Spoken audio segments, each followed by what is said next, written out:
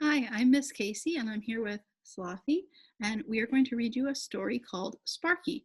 It's by Jenny Offill and Chris Appelhans. So let's get started. I wanted a pet, a bird or a bunny or a trained seal. My mother said no to the bird, no to the bunny, and no, no, no to the trained seal. I asked her every day for a month until she finally said, "You can have any pet you want as long as it doesn't need to be walked or bathed or fed." I made her promise. Then I went to see the school librarian. Mrs. Kinklebaum, who knows everything in the world, pointed me to volume S of the Animal Encyclopedia. This is what I found. Sloths have been known to sleep more than 16 hours a day. They sometimes hang upside down in trees, barely moving for long periods of time. They survive by eating leaves and drinking the dew that collects in them. It is said that sloths are the laziest animals in the world.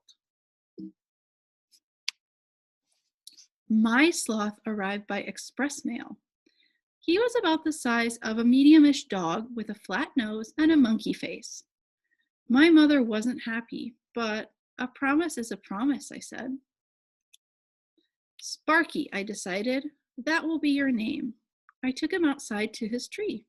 Sparky went right to sleep. I made a sign and put it under the tree. Guard sloth, enter at your own peril. It was 2 days before I saw him awake. He didn't know a lot of games, so I taught him some. We played King of the Castle, and I won. We played hide and seek, and I won. We played Kung Fu Fighter, and I won. We played statues, and Sparky was very, very good. That weekend, Mary Potts came over to investigate. Let me show you what Mary Potts is like. This is a picture of her room. You can see she has lots of certificates like excellence in permission slip compliance, most likely to chew closed mouthed in the lunchroom, and the best fire drill liner upper. Before she even took off her coat, Mary said, "Let me see your new pet." I had some worries, but I took her to Sparky's tree. He opened his eyes and looked at us. Then he closed them again. I rubbed his tummy, but it was too late. We stood there for a while, watching him sleep. His fur ruffled gently in the breeze. "I feel sorry for you," Mary said. "My cat can dance on her hind legs, and my parrot knows 20 words, including God and ice cream." "Sparky knows tricks too," I told her, but she didn't believe me. The next day, I made a poster and I nailed it to the tree outside Mary Potts's house. Trained sloth extravaganza, countless tricks to mystify you, just 7 days away. All week we trained in secret. Sometimes Sparky slept through practice and I had to poke him awake. Sometimes he forgot what he was doing and we had to start again. Sometimes he took so long to fetch that I went inside and had tea while I waited. I was starting to think the poster had been a mistake, but a promise is a promise. On the day of the trained sloth extravaganza, my mother set up chairs. 3 people came to see Sparky perform. My mother, Mary Potts, and Mrs. Edwin, the lollipop lady. Mrs. Edwin approved of Sparky because he never ran in the street. "Do I look like a ringmaster?" I asked my mother. "You look very interesting," she told me.